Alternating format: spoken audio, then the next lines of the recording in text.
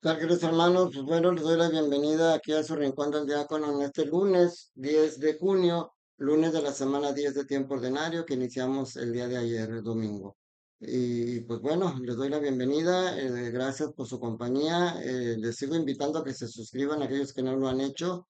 Vamos a seguir creciendo en esta hermandad, en esta amistad que tenemos a través de estos medios.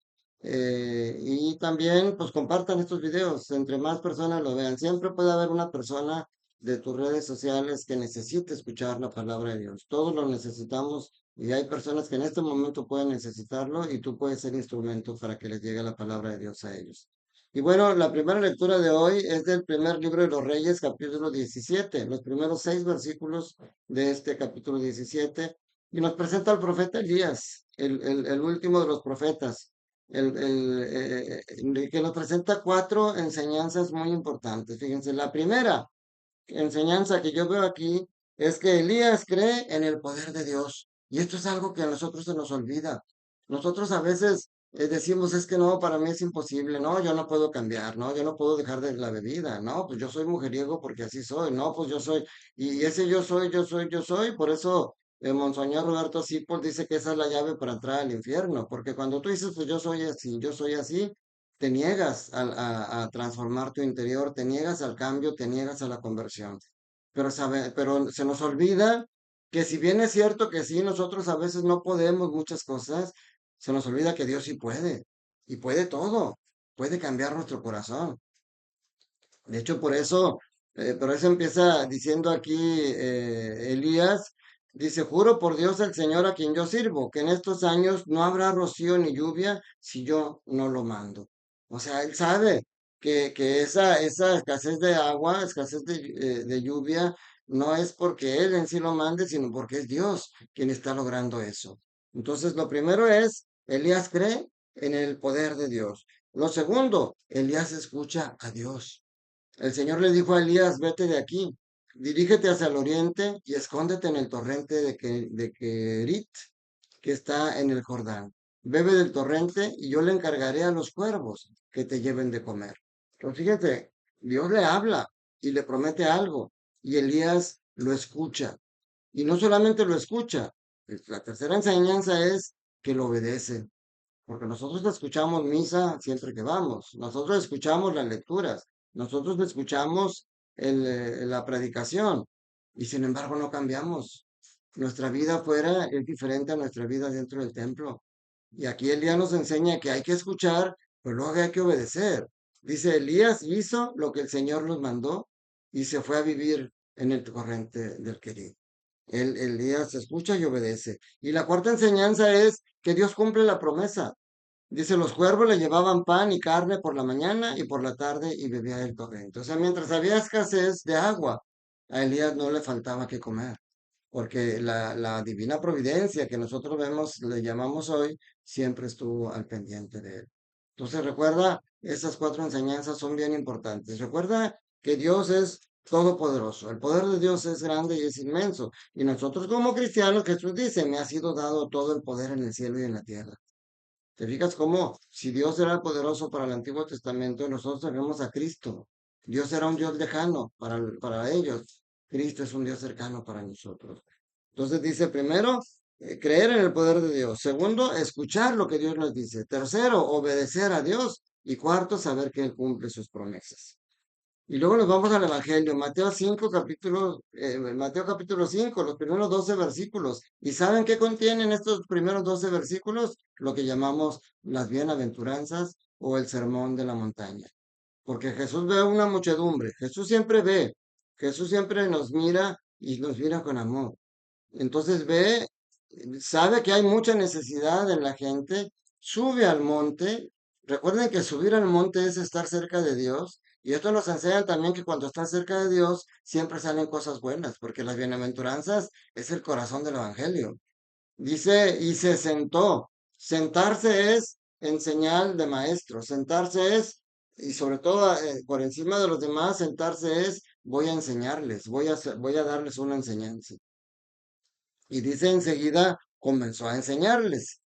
y empieza con las bienaventuranzas. Dichosos los pobres de espíritu, bienaventurados los pobres de espíritu, diría en otra traducción. Y fíjense cómo aquí son 9 bienaventuranzas, pero las primeras 8 van dirigidas a la gente en general y la última va dirigida a sus discípulos. Y de esas 8 que van dirigidas en general, las primeras 4 y la séptima, las primeras 4 y la octava tienen que ver con el exterior de las personas. Y la quinta, sexta y séptima tiene que ver con el interior de las personas.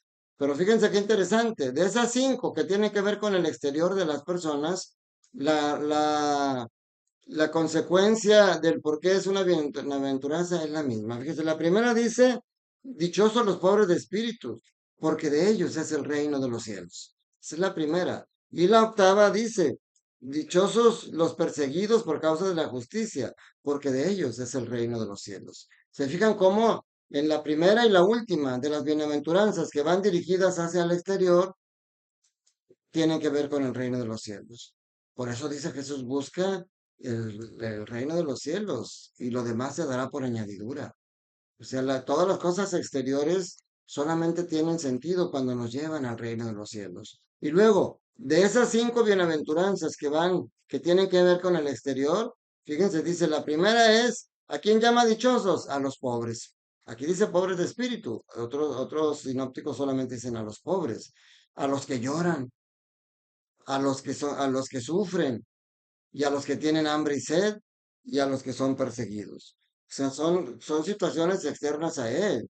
Es estar pobre, es llorar, es estar sufrido, es ser perseguido, pero eso no es lo que hace feliz a la gente, no es imagínense, si a mí me hiciera feliz estar llorando y el estar sufriendo, no, por lo que somos bienaventurados en estas condiciones es porque Dios está siempre ahí para atendernos en esa necesidad.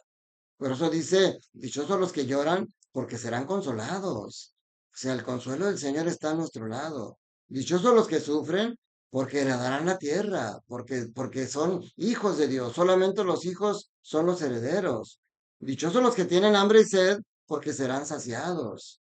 Pero saciados le dijo Jesús a la samaritana, si supieras quién es el que te pide de beber, tú me pedirías agua y yo te daría agua con la cual jamás volverás a tener sed. Entonces, eso es bien importante para nosotros porque todo lo que viene de fuera nos puede dañar solamente si nosotros no aceptamos ese consuelo de Dios. Yo no puedo ser dichoso cuando sufro, si estoy sufriendo lejos de Dios, si yo estoy renegando de ese sufrimiento y si yo estoy reclamándole siempre a Dios. Yo soy dichoso cuando sufro, cuando acepto mi fragilidad, cuando busco los medios para calmar ese sufrimiento, pero sobre todo cuando busco a Dios porque Él es el único que puede calmarlo definitivamente. Y luego los tres bienaventuranzas que tienen que ver con el interior, es la cuarta, dice, dichosos los misericordiosos. La quinta dice, la quinta dice, dichosos los misericordiosos. La quinta dice, dichosos los limpios de corazón. Y la séptima dice, dichosos los que trabajan por la paz. O sea, la paz solamente es algo que tiene que salir del interior para que se haga una realidad en el exterior. La misericordia es algo que yo tengo que compartir a los demás para que pueda crecer también en mí esa tendencia a la misericordia. Y ser limpio de corazón, eso es bien importante, por eso Jesús expulsa del templo todo lo que es ajeno al templo.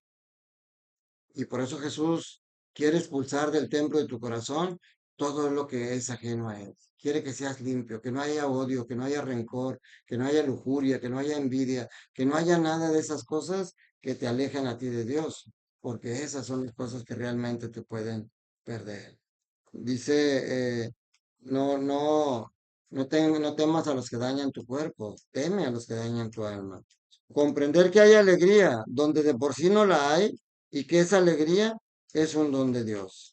Esa es algo que nos dice aquí la actualidad litúrgica. Comprender, ese es el sentido de las bienaventuranzas. Comprender que hay alegría donde por sí no la hay y que esa alegría es un don de Dios. Sí, porque no es natural que haya alegría en el sufrimiento, pero entender que aún ahí puede existir porque es un don de Dios que quiere que tu sufrimiento no sea para desgastarte, sino para purificarte y para unirte a Dios. Y que la alegría no está en el sufrimiento en sí, sino en el consuelo que recibe de Dios. ¿Te fijas qué hermoso es esto? O sea, por eso los católicos, un día en el Discovery Channel vi por ahí un experimento que hacían en el que a unas personas les conectaban para infligirles dolor, a ver cuál era su capacidad de tolerancia al dolor. A unas personas les infligían el dolor sin ningún estímulo exterior, simplemente dándoles ese estímulo de dolor. A otras personas les infligían el dolor mientras veían una obra de arte, una pintura, un mar, un río, etcétera. Y a otras personas les infligían el dolor mientras veían imágenes religiosas y mientras hacían oración. Y se dieron cuenta que los que más sufrían eran los primeros, que el sufrimiento no lo toleraban, pues, sí, porque no tenían ningún estímulo exterior. Los que veían cosas humanas como obra de arte, una pintura, toleraban un poco más dolor. Pero los que tenían la fe, los que veían una imagen religiosa, los que oraban, tenían una capacidad de una tolerancia al dolor más alta, porque viendo a Jesús en la cruz, ese no hay un dolor más grande que eso y fue por amor a nosotros. Y por eso nosotros uniendo nuestro dolor al de Cristo, ese dolor es más tolerable porque es un dolor purificador, un dolor transformador. Pues mis hermanos, las bienaventuranzas podríamos meditar mucho, pero hoy nos queremos que no me quiero quedar con eso, que buscar que todo lo que es exterior nos debe de llevar como un medio para llegar al reino de los cielos. El exterior no es el fin, sino un medio para llegar al reino de los cielos y recordar lo que decía la primera lectura, saber, creer en el poder de Dios, escuchar a Dios, obedecer a Dios y saber que Dios cumple sus promesas. Te mando un fuerte abrazo. Que la bendición de Dios Todopoderoso, Padre, Hijo y Espíritu Santo, descienda sobre ustedes, sus familias, trabajos, escuelas y permanezcan para siempre. Recuerda y dile al Señor, tómame como soy y hazme como quieres que yo sea. Un saludo para ti y tu familia. Te mando un fuerte abrazo. Cuídate mucho, que estés bien.